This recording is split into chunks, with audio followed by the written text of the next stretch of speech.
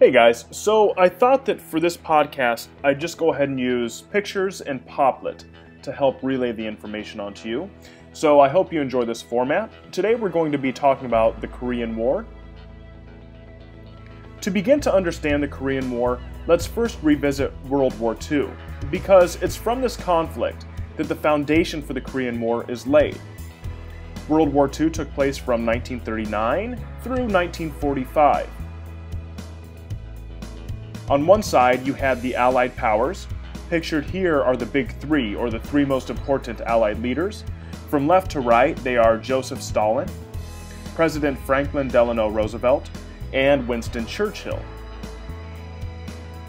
The Allied powers included Great Britain, the United States, the Soviet Union, and to a lesser extent, countries like China, France, Australia, and Canada, to name a few.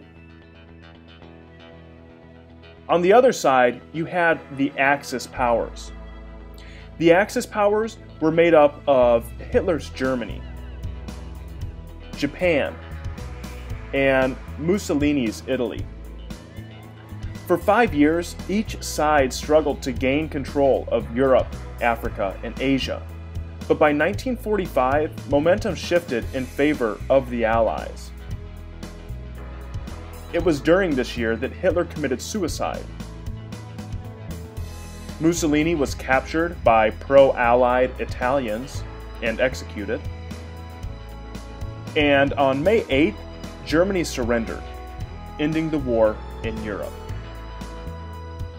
Now, the only thing standing in the way of Allied victory and the end of World War II was Japan. Japan, who was responsible for bringing the US into the war with the bombing of Pearl Harbor, had one goal in mind. While Germany was supposed to control Europe, Japan wanted to control Asia and the Pacific. The red area on the map represents Japan's empire during World War II. But controlling its territories and keeping the United States out of the region proved to be too much for the island nation.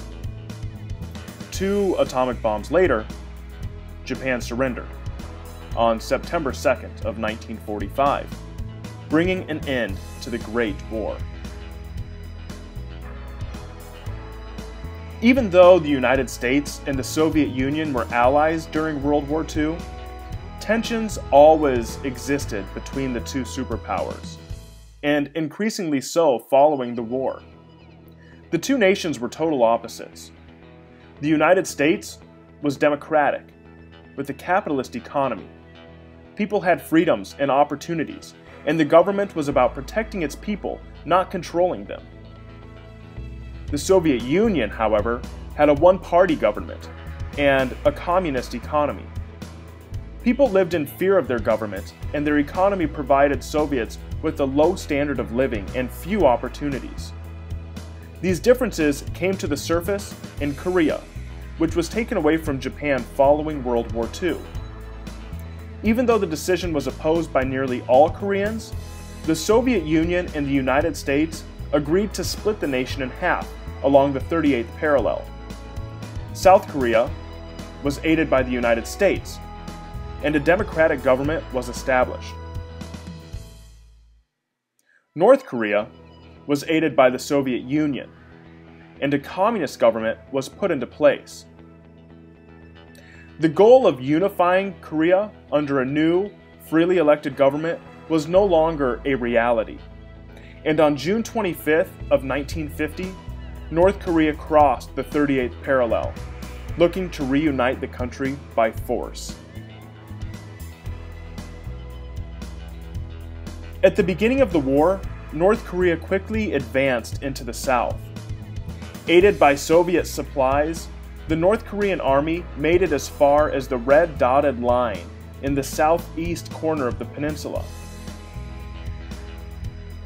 It's at this point that the United States got involved, and the tide quickly turned.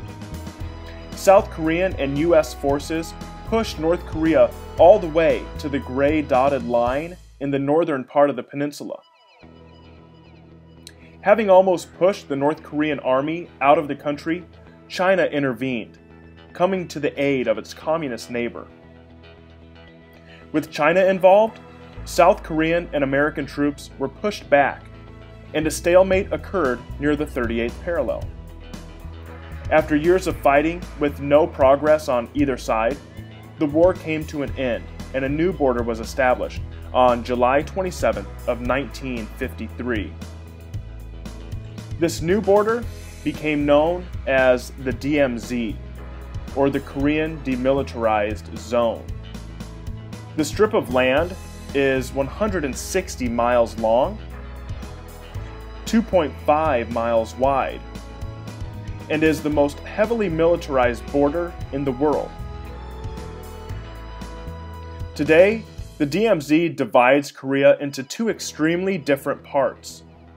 South Korea is home to a republic, a type of government where elected leaders represent the people and make decisions based on their interests.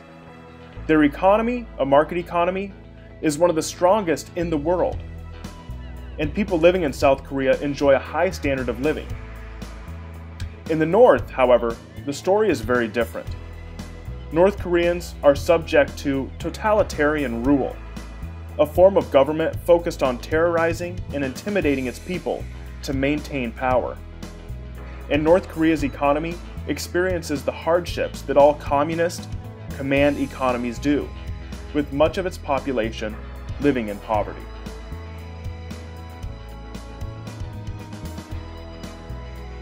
Thank you for watching. That takes care of the Korean War and the Koreas today.